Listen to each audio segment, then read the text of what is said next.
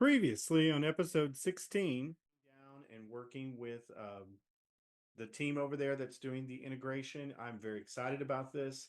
This has the opportunity to make things 100 times better. We just got to really focus on it. So I had that IT meeting on the 25th, and a couple of those slides just tell you about how that went.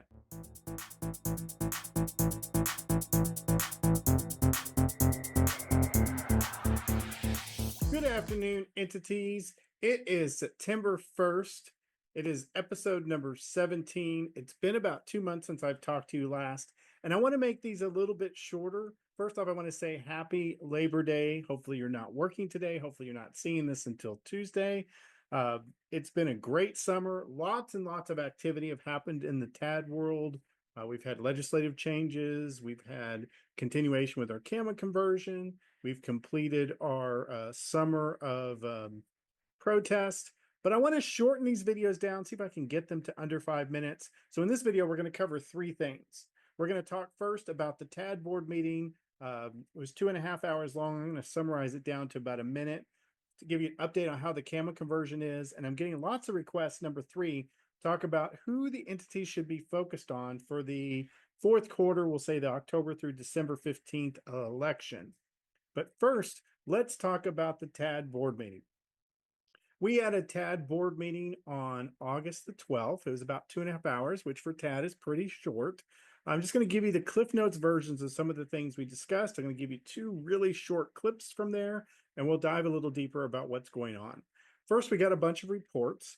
The first thing that was going on is, as you know, we had all of the ARB hearings over the summer. We got those wrapped up. We certified on July the 11th, and then on the 17th, we completed the protest.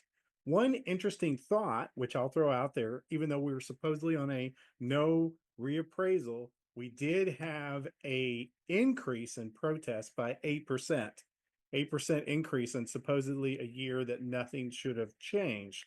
Have a lot to say about that. We were thinking that maybe the protest would be decreased during a non-reappraisal year. Obviously, if that was a reason to hold down and not appraise, that is obviously not working. The budget committee got together and they did decrease the budget by 1.46%. Obviously, the 140,000 homestead passed, which did see a little increase in some of the entities, but for school districts, they saw a 2% decrease. So obviously they are being hurt by that. Wait time went down to 6 minutes. So things have improved as far as efficiency here at TAD. One thing that was discussed, spent too much time discussing, and spent a lot of other meetings. Entities, please don't be late on your payments. There will be no forgiving of late payments in the future. So that's kind of a quick overview. It was mentioned in the meeting about the TAD conversion, and I'll have a whole section on that.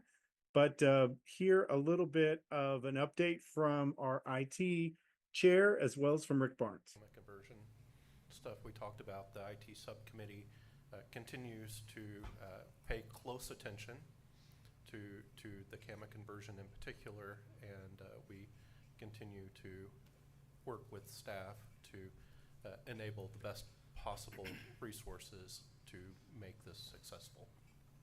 For a point of information, the county has also, we put together a review group a number of weeks ago now, and have been meeting with our staff, meeting with TAD staff, and through the CAMA process to make sure it was going to be ready to go. If it's not ready to go, it doesn't just affect TAD, it affects the county dramatically. And the county's not going to be affected dramatically in a negative way by anybody else, including TAD. And so we've been having meetings to get prepared for the transition. And frankly, I've been pretty frustrated with how it's gone so far. But we think that we're finally making progress as of yesterday, and we'll hopefully move that along and be ready for the complete conversion. Now let's also hear, I've gotten some questions saying, hey, a lot changed. What does that do to the reappraisal plan? We only touched on that or heard a little bit from our attorney, and I will devote another video to that in the future. But here's what Mr. Tepper said. It was passed. The language in there that's probably relevant to this board is they added some language to tax code section 2301A that talks about how a reappraisal plan that is adopted by an appraisal district cannot contradict 2301A. Probably the real impact of that bill is something we ought to take up in executive session at some point in time. Now, let's get to the meat of what I want to talk to you about today. As you know, I was in the software business. I've only had 2 careers, the web design now, but I spent about 20 years in the payment processing business and was very involved in conversions because would be introducing new remittance software back in the late 90s and into the 2000s. And most of them were very frustrating, but they went through. The biggest conversion project I was involved with, believe it or not, was 25, 26 years ago. You know it as the Millennium Bug conversion. And I was in the banking world and everybody was going crazy. Back in fourth quarter in 1999, we were doing all these different conversions. We were in banks. We were doing software conversions, trying to update everything for what we refer to, remember, as the Y2K bug. We worked really, really hard, sometimes around the clock, to make those happen. And as you know, almost all of those went off completely smooth with no reaction. However, during that time, there was lots of frustration. You heard a little bit from Rick Barnes. And so I have really taken the last month or two and have dived in. On July the 29th, I was involved in the IT committee.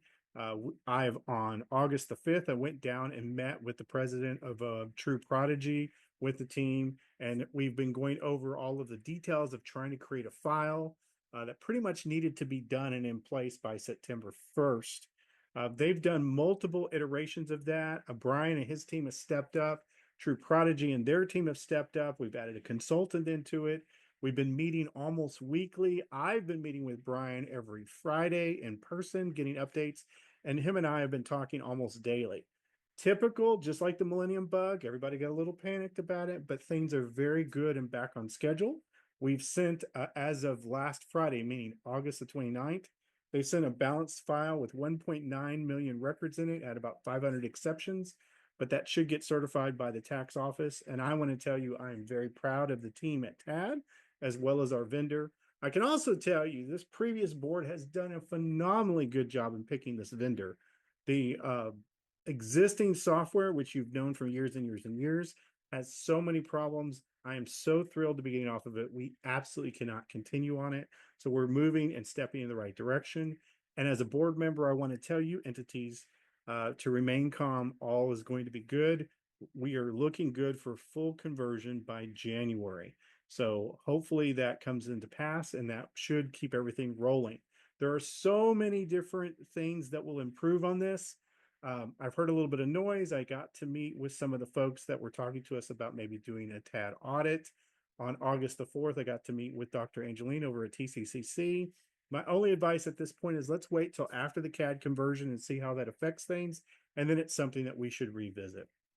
My third and last point, I've been hearing from the entities about who we want to pick and maybe endorse for the entity election. There'll be 2 of the 5 seats that will come up for election towards the end of the year. My only voice on that right now is I want everybody to focus on Wendy Burgess. She's been our previous tax assessor collector. She's been fabulous on the board, and her knowledge as well as her support of you entities is something that we want to continue.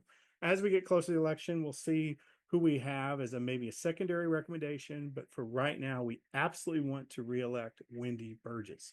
So that's it on this Labor Day. Hopefully you are chilling out and spending some time with family. That being said, I want you guys to have a wonderful and productive September, and I'll see you soon.